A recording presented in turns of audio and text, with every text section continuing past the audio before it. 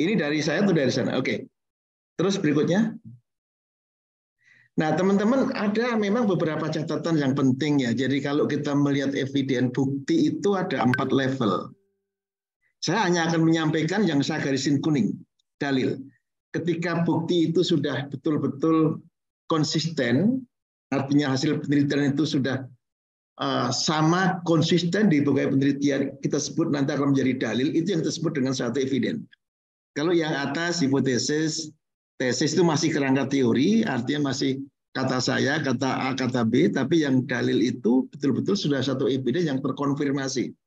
Contoh misalnya gini, kenapa taburia tidak dianjurkan sebagai paket yang universal?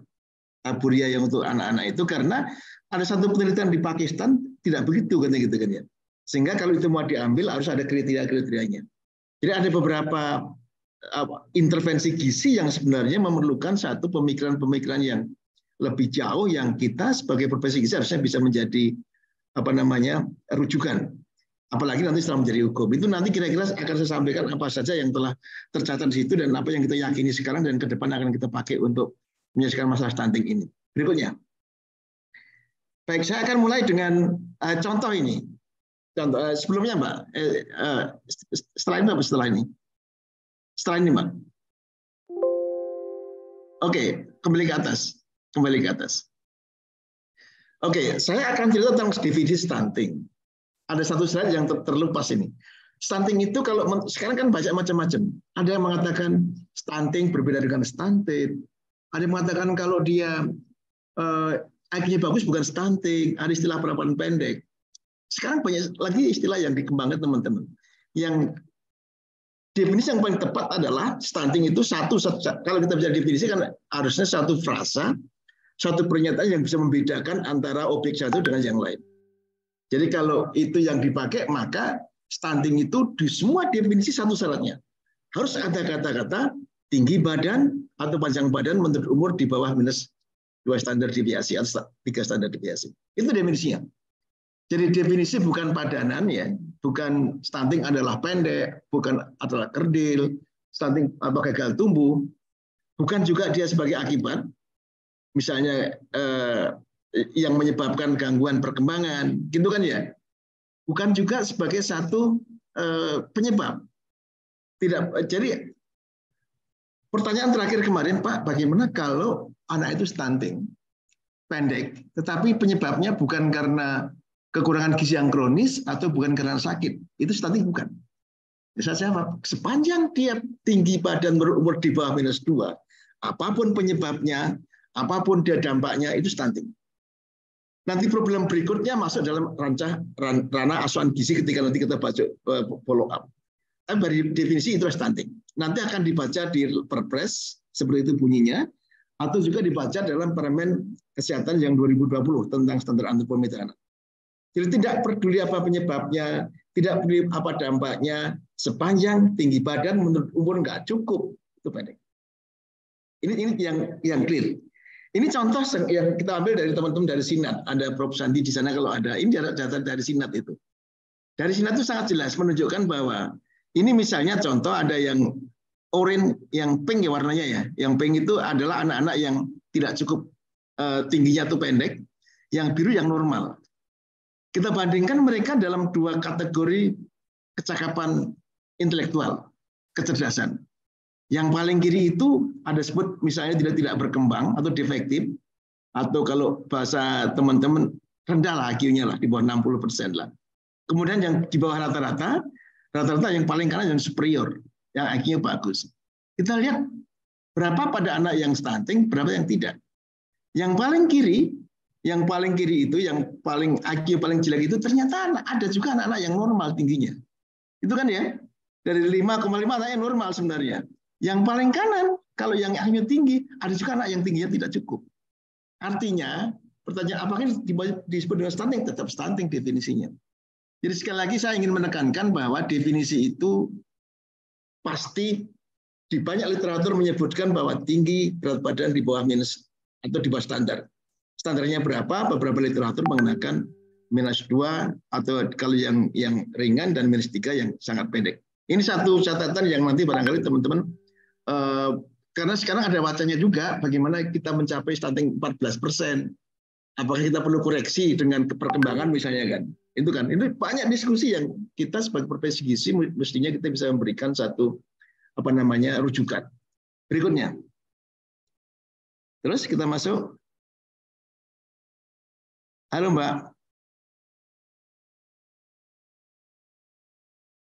Oke, ini sudah baku. Jadi konon menurut teori dari Steve Collins, salah satu pakar, ini sering saya gunakan ketika kita ketemu dengan teman-teman puskesmas, rumah sakit dan kabupaten. Sebenarnya kalau kita kelompokkan menjadi dua, itu memang ada dua. Satu yang disebut dengan kronis, satu akut. Nah, kronis akut itu dimensinya adalah waktu. Kalau penyakit itu kata-kata akut bisa 1 minggu, 2 minggu. Gizi kita punya terminologi 1 bulan, di atas 1 bulan, 2 bulan.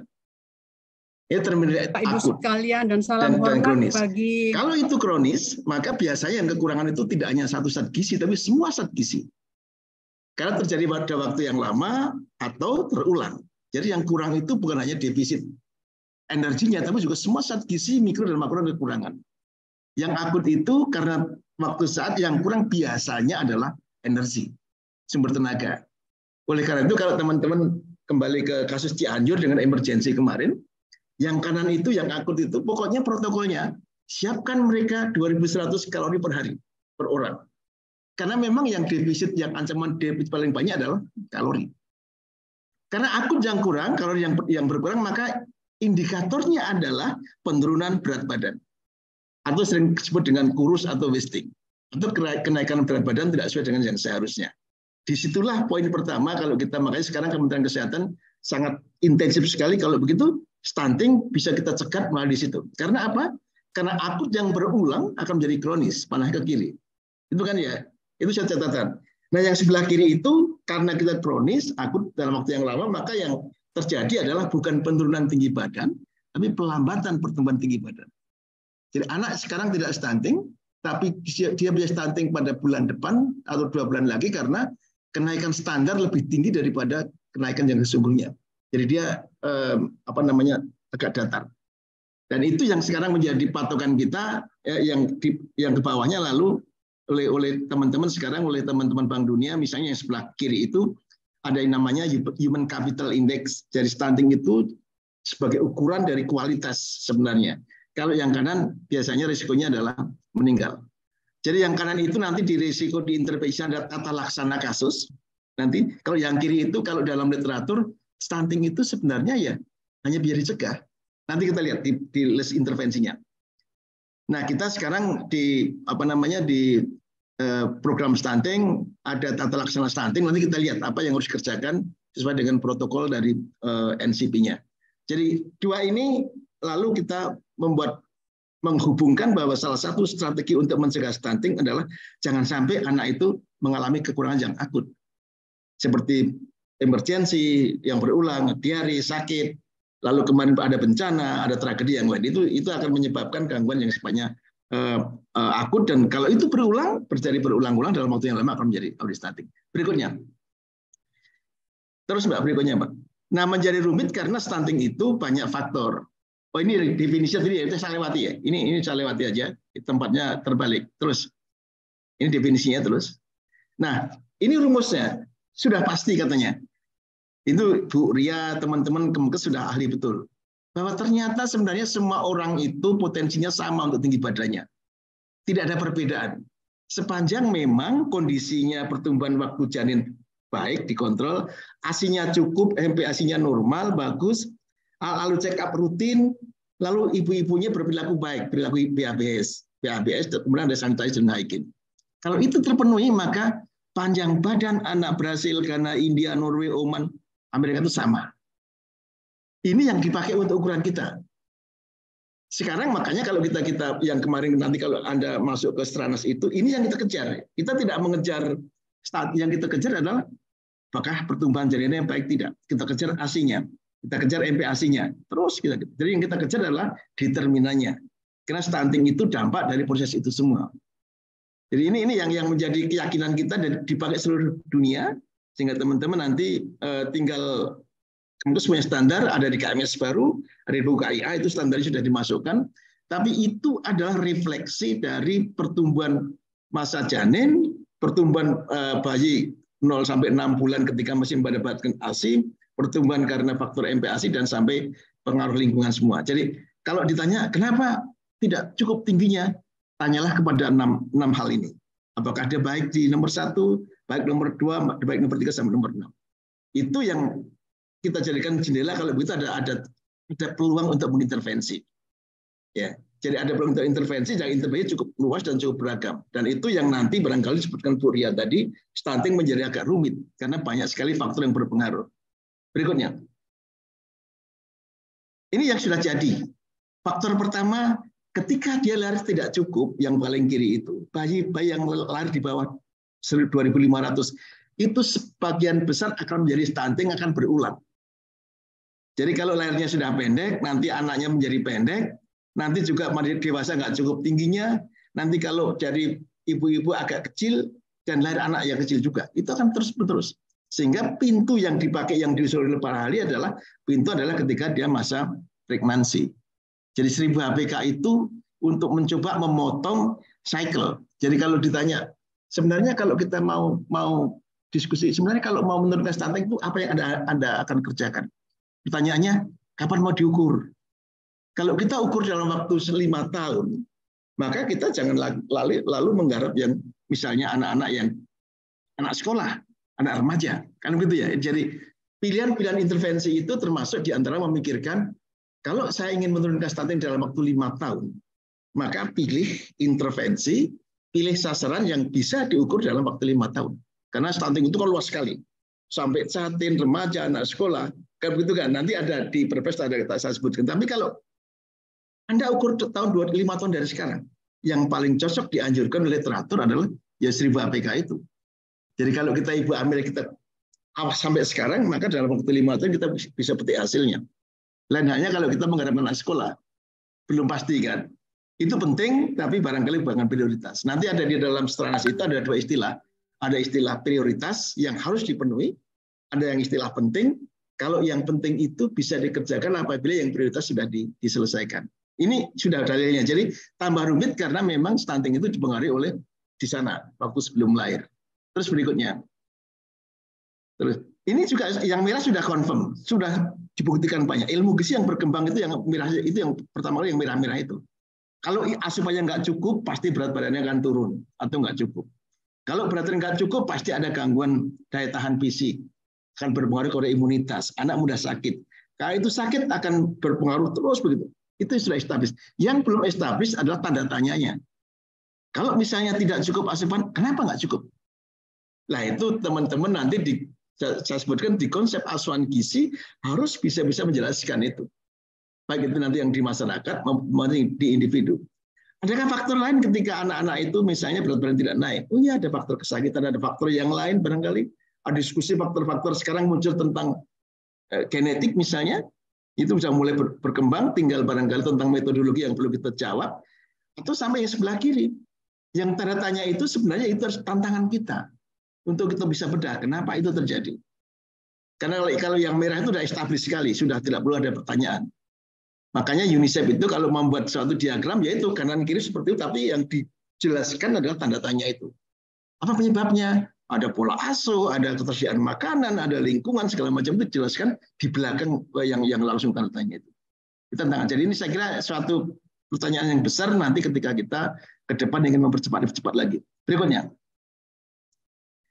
Terus, nah ini makanya lalu pertanyaannya nanti intervensi stunting itu kita harus pandai-pandai memilih sasaran yang paling tepat dan pandai-pandai memilih intervensi yang tepat. Nah intervensi yang tepat itu nanti saya kembalikan yang paling depan tadi, mana intervensi-intervensi yang sudah menjadi dalil global, mana yang sudah menjadi fakta yang secara universal diakui. Saya ada daftarnya. Berikutnya. Nah sebelum itu silakan. Nah ini ada satu eviden nanti. Terus lagi, ini salah satu bukti literatur review yang ditulis di Lancet. Ini yang menjadi dasar pengembangan intervensi stunting saat ini. Jadi kalau dilihat dari data ini adalah ada satu intervensi, dua intervensinya. Satu intervensi tentang penyuluhan gizi atau pendidikan gizi, dan pemberian tambahan gizi. Jadi behavior change communication for improved complementary feeding. Jadi ada dua intervensi. Intervensi pertama yang baris nomor 1 itu complementary feeding education alone hanya memberikan penyuluhan tentang MPASI kepada keluarga-keluarga yang kaya. Food secure population. Apa hasilnya? Hasilnya bagus. Jadi standar mean difference untuk tinggi badan itu bagus. 0,35 itu kenaikannya. Ya, sentimeter itu kenaikannya. Jadi dengan menyuluh saja, dengan mendidik saja, itu bisa mengurangi, mencegah stunting pada keluarga-keluarga yang cukup baik, cukup mampu. Kita tahu bahwa keluarga miskin kita, pada keluarga yang kaya itu stunting kita tinggi sekali. Yang kedua, itu memberikan edukasi saja pada yang food insecure, pada orang miskin gimana? Hasilnya juga bagus. Itu kan lebih rendah misalnya, HAZ-nya itu standarnya adalah 0,25, risiko RR-nya adalah 0,8. Tapi dengan memberikan penyuluhan saja yang tepat pada kelompok yang tidak mampu pun, stuntingnya akan bagus. Ini nanti yang mengupdate Lancet 2021 sebenarnya. Yang terakhir sebenarnya, bagaimana kalau kita berikan dua-duanya pada keluarga yang miskin? Diberikan edukasi, tapi diberikan juga makanan. Hasilnya sangat bagus. Hasilnya paling tinggi 0,39, yang lain juga cukup bagus. Ini akhirnya teman-teman yang dipakai untuk mengupdate referensi berikutnya, Mbak. Lancet 2021. Ini artinya didaftar. Intervensi-intervensi yang dianggap sudah mulai buktinya bagus, ya, strong evidence, yang buktinya sangat kuat, ya itu nomor satu tentang multiple micronutrient. Kita akan mulai. Breastfeeding dan counseling itu jelas. Yang nomor 1 itu yang tadi, complementary feeding education with yang disertai dengan pemberian makanan pada yang keluarga miskin. Jadi pada keluarga yang tidak mampu itu sebenarnya tadi sarannya yang terbaik berikanlah mereka subsidi, tapi juga berikanlah dia edukasi. Karena dengan edukasi aja sebenarnya sudah berdampak sangat bagus. Vitamin A kita kerjakan, therapeutic zinc kita kerjakan, lalu LMS, F belum kita kerjakan, itu karena kita import barangnya. G kita juga pakai istilahnya lain, bukan ready to use.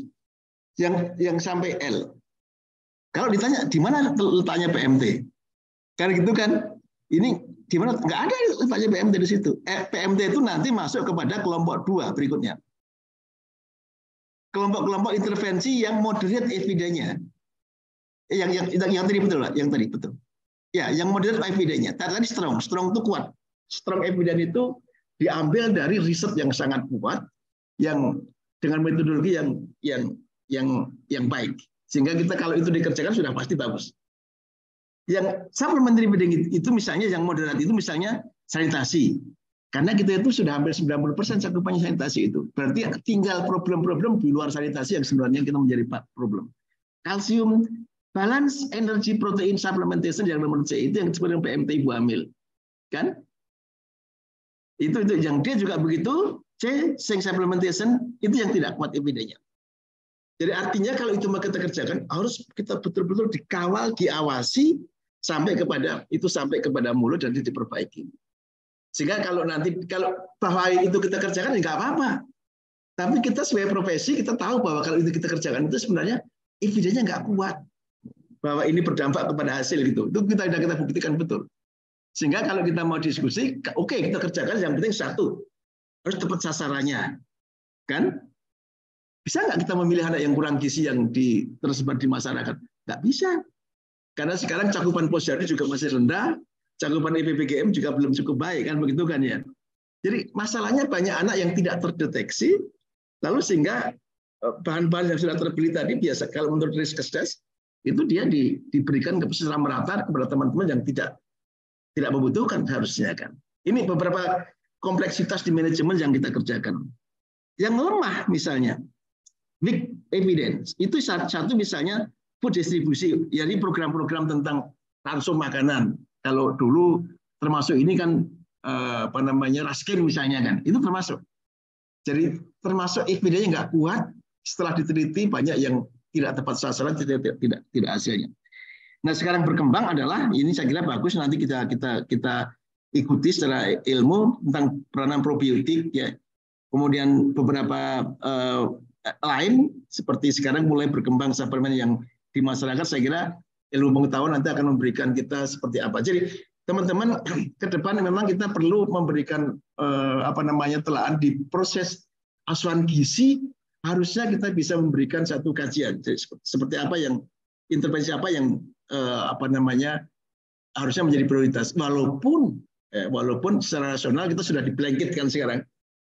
Seperti contoh misalnya begini, kami diskusi dengan teman-teman Kementerian Kesehatan. Contoh PMT ibu hamil. PMT hamil kalau menurut literatur, nanti ada literatur saya sampaikan, itu silakan dikerjakan bila prevalensi kekurangan gizi pada ibu hamil dengan indikator lila atau BMI itu di atas 20%. Jadi waktu kemarin kita diskusi lah dengan teman-teman Kementerian Kesehatan, dengan Presiden, dengan UNICEF. Itu bisa kita kerjakan kalau memang kita punya mapping daerah-daerah yang memang membutuhkan, sehingga tidak, kalau sudah bagus ya nggak perlu, kan begitu kan ya. Bahkan kalau kembali kepada emergency itu kan jelas sekali. Kalau prevalensi di bawah 5% itu ya udah itu normal. Tidak perlu apa-apa. Kalau ada yang kurus, ada yang gizi kurang, itu sudah sesuatu yang wajar. Berikutnya. Terus saya akan masuk terus. Nah ini contoh, bisa dibacain Mbak ya. Digedein gambarnya tuh. Ini nanti bukunya saya sampaikan. Ini adalah dari WHO. Namanya Checklist Essential Nutrition Action. Anda lihat misalnya yang kecil-kecil yang paling bawah. Jadi itu kan misalnya dari atas deh. Misalnya untuk semua negara, all countries, all setting. Itu misalnya identifikasi infant and children. Jadi identifikasi penemuan kasus gizi kurang gizi buruk wajib semua diadakan. Itu kan ya. Jadi tanda kotak itu, tanda cawang yang paling atas itu intervensi yang memang dianjurkan di semua daerah. Tanda kotak intervensi yang tidak bisa berlaku di semua daerah, ada perlu adaptasi, hanya berlaku untuk kelompok-kelompok tertentu. Yang cross itu tidak dianjurkan. Yang cross paling bawah kalau Anda lihat itu provision of supplementary food for treating stunting among children. Jadi kalau tujuannya untuk mengkoreksi stunting itu memang tidak dianjurkan. WHO hanya memperkenalkan istilah case management untuk wasting. Gizi kurang, gizi buruk itu ada. Nanti di bagian belakang saya sampaikan. Tapi untuk stunting itu, nah sekarang teman-teman dari IDAI mengembangkan case management. Mungkin ada kegangguan hormonal, mungkin yang lain. Nah itu bisa diketahui ya nanti silakan dikerjakan saja. Tapi ilmu gizinya sebenarnya yang kita punya protokol case management itu hanya untuk yang severe dan moderate wasting. Sehingga kalau anak ketemu anak stunting itu datang ke puskesmas, dicek lagi. Sesuai nggak tinggi menurut beratnya?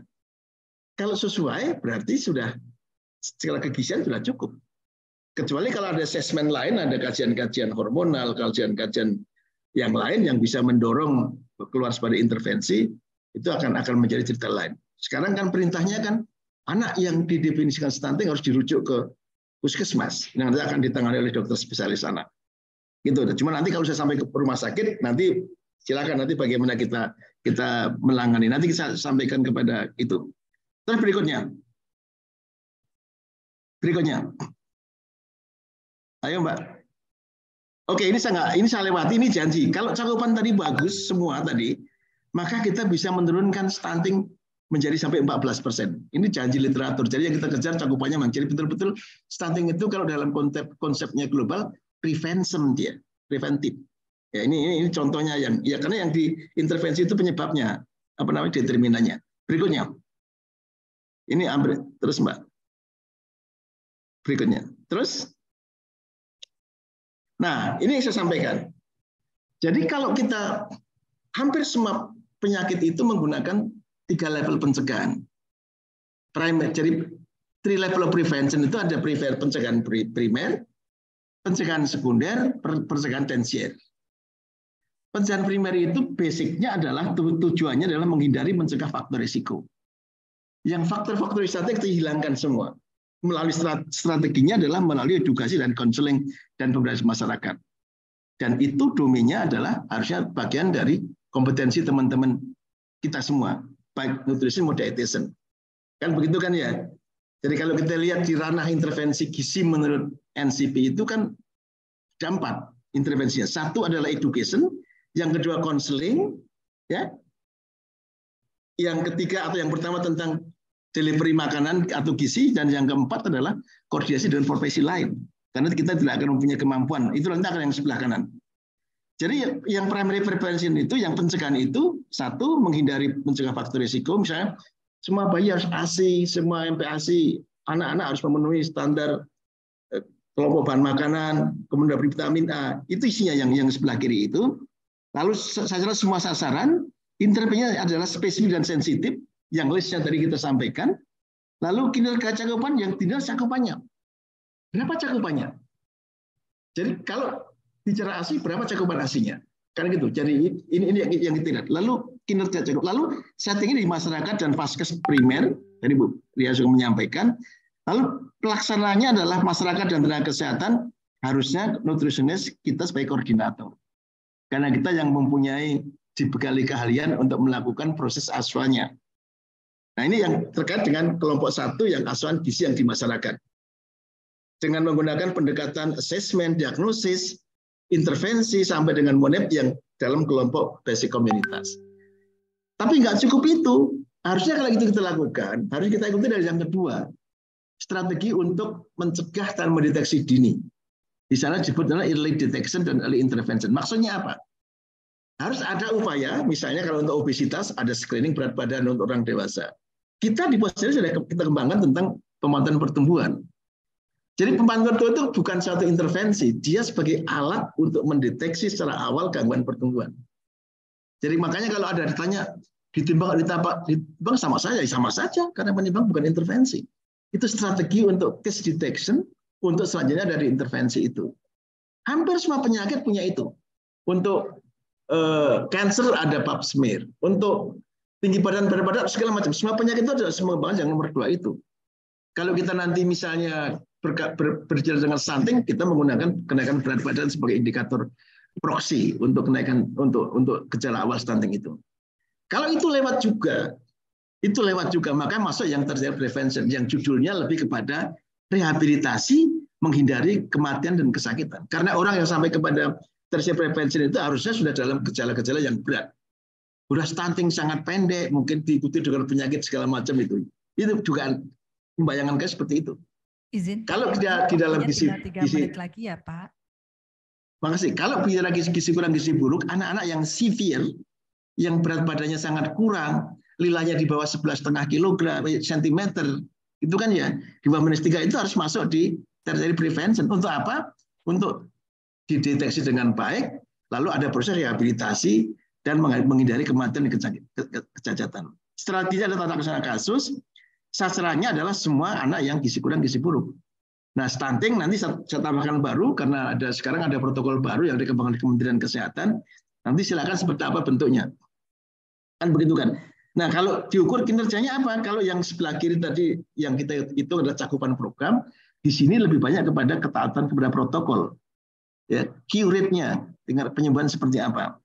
Di Perpres itu kita sebutkan 90% anak gizi buruk harus di case management. Karena apa? Karena risiko meninggalnya tinggi sekali. Jadi semua itu kita setting dengan menggunakan pendekatan NCP, baik dengan pendekatan yang community yang paling kiri maupun yang paling kanan. Sehingga sebenarnya kami mengharapkan bahwa konsep pendekatan ini menjadi satu kesatuan. Kita tidak membedakan mana yang di masyarakat, mana yang di fasilitas. Tapi kalau kita berbicara kasus, pada awal anak diapakan, lalu ada deteksi dini, kalau tidak cukup selesaikan anak di case management. Mungkin tidak harus di rumah sakit karena sekarang case management sudah maju. Ada rawat jalan, ada rawat inap, segala macam di tingkat lapangan. Ini nanti teman-teman yang akan mengerjakan itu. Oleh karena itu nanti ketika rumah sakit diminta untuk mengembangkan case management untuk stunting, kita akan fokus kepada apa yang kita pahami saja. Cek dia apakah cukup tidak tentang berat badan menurut tinggi badannya. Kalau nggak cukup, kita sudah punya protokol. Ya, Kementerian Kesehatan sudah punya protokol yang baru. Atau barangkali ada indikator-indikator parameter biokimia yang lain yang dikenalkan di majalah. Jadi settingnya nanti di Vaskes, bisa di Puskesmas sampai rumah sakit rujukan. Karena sekarang sudah mulai dikembangkan itu. Jadi saya kira nanti ketika teman-teman di fasilitas kesehatan tingkat lapangan, ya kalau di Puskesmas kan dia bekerja dua-duanya ya. Dia bekerja di masyarakat, iya, tapi ketika dia duduk sebagai di Puskesmas juga akan seperti itu. Kalau di rumah sakit jelaslah dia akan menerima rujukan yang sudah seperti apa yang akan duduk ke sana. Tinggal nanti barangkali komunikasi dengan lapangan itu akan sangat penting sekali. Terus berikutnya. Terus, nah ini evolusinya. Kalau ditanya bagaimana sih perkembangan selama ini, saya sebenarnya ikut membuat program stunting sejak di Kemkes. Waktu itu kita mengendalikan program yang kita sebut dengan, ingat kita punya program besar waktu itu di Bappenas ya, stunting juga, yang kita perkuat dengan namanya Gerakan Nasional 1000 APK. Itu pertama kali kita dengan SAN itu di situ. 1000 APK. Tapi belum fokus waktu itu. Kita intervensi belum bisa karena memang rujukan juga belum lengkap. Semua kita kerjakan, kan? Semua kita kerjakan, capnya kecil-kecil kan begitu kan. Baru setelah 2015 ke sini kita evaluasi ulang, kita punya yang namanya strategi nasional stunting itu. Kita fokus kepada 1000 APK, tapi juga kita fokus sudah mulai spesifik, sensitif, ada prioritas yang penting yang saya sebutkan tadi. Kita perlu, karena percuma kita melakukan berpayah-payah, tapi kalau intervensi itu tidak ada buktinya kan begitu. Jadi tantangan pertama adalah kita memilih apa yang paling tepat. Intervensi baru bagaimana mengerjakannya. Lalu sekarang ada Perpres 72/2021 tadi sampaikan Bu Datin. Kita kembangkan lagi karena Perpres itu menjangkau sampai 2030. Jadi kalau kita menjangkau Catin, remaja putri itu karena kita memang punya dimensi cakupan lebih panjang waktunya sampai SDGs. Sepanjang memang yang 1000 APK-nya kita selesaikan dulu. Jadi ada sasaran prioritas, ada sasaran penting. Kan gitu kan? Lalu kita intervensi kita tambah lagi, lengkap lagi, kita lengkapi dengan lebih lengkap. Jadi pelayanan-pelayanan KB itu semua kita beberapa kita tambahkan secara proporsional yaitu masuk. Nah, sekarang kita sedang berpikir ke depan. Ya, kita siang nanti kita sedang merancang untuk 2025 ke depan mau seperti apa bentuknya. Apakah contoh begini, yang sekarang dianggap justru yang belum begitu kuat itu adalah intervensi dari sektor kesehatan. Itu yang dianggap jadi teman-teman dari luar. Contoh misalnya, kok bisa begitu? TTD cakupannya baru 60%, belum sampai. Vaksinasi belum sampai, kan imunisasi belum sampai. Jadi justru yang sekarang ini akan kembali kepada menyeluruh teman-teman di Kementerian Kesehatan yang banyak sekali nanti akan beberapa indikator kinerja akan dibebankan. Karena di antara banyak kinerja itu justru kriteria yang spesifik itu yang agak ketinggalan. Contoh misalnya air bersih. Air bersih itu hampir 80%, 90% di PU itu. Tapi kalau berapa cakupan TTD konsumsi, ketemunya kan 40%, 50%, ya gitu-gitu. Berapa AC eksklusif, ketemunya 40%, 50%. Ini yang akan menjadi fokus ke depan, kita akan mendorong, dan memang intervensi yang paling dasar nanti pada konseling dan edukasi. Dan itu kita harapkan menjadi kompetensi utama teman-teman nutrisi dan dietitian. Berikutnya. Terus, terakhir. Ini tak lewati, terus lewat saja. Ini nanti ada di Stranas. Nah ini yang kemarin sampai ke Perpres ini sama, intervensi apa saja, tadi sudah saya sebutkan di depan. Ya, saya sebutkan di depan, kita sama. Terus, berikutnya. Nah, saya akan coba sedikit satu cerita. Teman-teman sekalian, suka tidak suka, kita sudah dianggap jalan kita cukup baik sementara ini. Jadi sudah on track kalau kalau kita berangkat dari 41% pada tahun 90-an stunting kita. 37 itu tahun 2013 datanya Bu Ria. 36 itu ada 2013, 2018 30,8. Dan berangsur-angsur turun menjadi 27,7, 24, sekarang 27,6. Ini sebenarnya sesuatu tren yang menurut saya mungkin kita bisa pertanyakan karena memang kok bagus banget gitu loh. Jadi turun di atas 2% per tahun itu dalam literatur memang yang sangat baik. Ya. Kalau dari 30,8 ke 27,7 3% itu. Ya, 3% persis kan, itu yang waktu itu yang saya menduga ya, Bu Ria, saya menduga ketika kalau begitu RPJMN jangan 19 lah. Dulu usulan kita kan 19 tuh.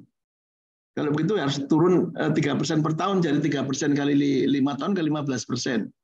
15% kalau dari 20 dari 30 ya ketemunya ya 14% kan begitu kan. Terus 24,4 ini cukup. Tapi ingat, teman-teman kalau kita pelajari ada jebakan 20% sebenarnya. Daerah-daerah lain, negara lain, pengalaman lain. Kalau sudah mencapai 20% itu tantangan penurunan semakin lambat. Artinya dari profesi kita perlu penajaman. Barangkali analisis yang selama ini masih terlalu makro, belum dalam, sehingga belum bisa menangani hal-hal yang spesifik. Jadi tantangan kita nanti ketika sudah 20% itu kita tidak bisa business as usual intervensinya. Terus cari lagi apa yang kita kembangkan. Edukasi misalnya, apalagi topiknya, temanya apalagi. Karena itu memang sudah masuk kepada daerah-daerah yang sudah agak baik. Di bawah 20% itu sudah medium kita, sudah mendekati baik. Kita berharap kita dorong terus sampai ke bawah. Tapi kita petakan yang sekarang ini terjadi, kabupaten yang sudah 20% itu fluktuatif ya, naik, turun, naik, turun, naik, turun. Kalau yang tinggi cepat ya, kalau mulai dari 40% itu turun menjadi 30% cepat sekali dari 20%. Tapi ketika sampai 20% itu, di mana kita harus melakukan kajian-kajian yang baik. Itu satu, kita menjadi perhatian kita. Tantangan kita nanti di dalam pendidikan ke depan, Bu Rudatin barangkali, wawasan kita tentang NCP, itu betul-betul kita ajarkan, harus mendarah daging gitu. Bagaimana membaca data-data di lapangan, ya membaca data-data. Sekarang masih banyak kan ikut-ikutan kan, data rutin, data survei, segala macam. Harus betul-betul menjadi rujukan teman-teman dari KL lain supaya bisa menggunakan data dengan membaca data dengan benar.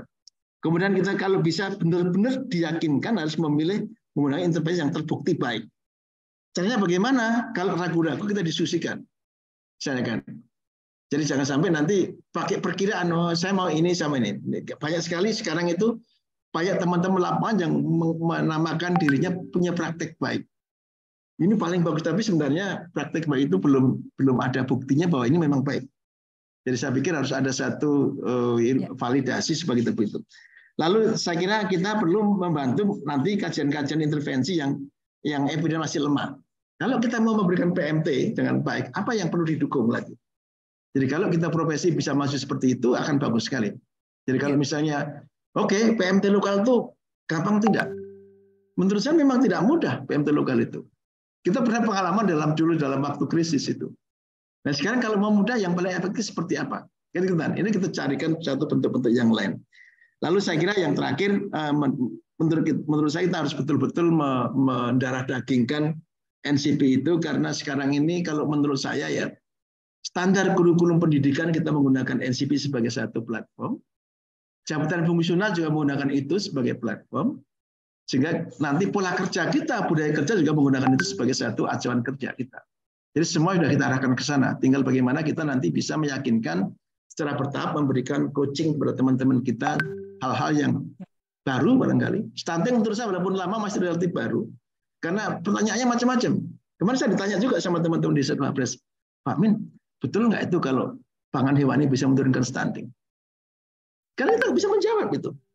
Ilmu gizi kita nggak begitu kan dulu. Ilmu gizi kita itu kita diajari dengan protein skor ya. Kalau asam amino terpenuhi dengan membuat variasi berbagai bahan makanan, itu udah bagus kan gitu. Dan kemarin saya di-challenge juga oleh teman-teman dari kelompok vegetarian itu. Dia punya disertasi di UI katanya. Jadi baik itu yang vegetarian, yang non vegetarian sama tingginya. Itu yang di UI yang saya juga ikut. Jadi memang yang begini-begini kita harus perlu diskusi, kita perlu kalau itu program pemerintah, tapi kita perlu melakukan edukasi, penguatan, menjelaskan kalau cukup protein hewani tidak cukup energi juga percuma saja kan begitu kan. Begini-begini saya kira kita perlu sering-sering ketemu untuk saling diskusi, dialog, sehingga kita pada akhirnya bisa memberikan jalan keluar yang baik.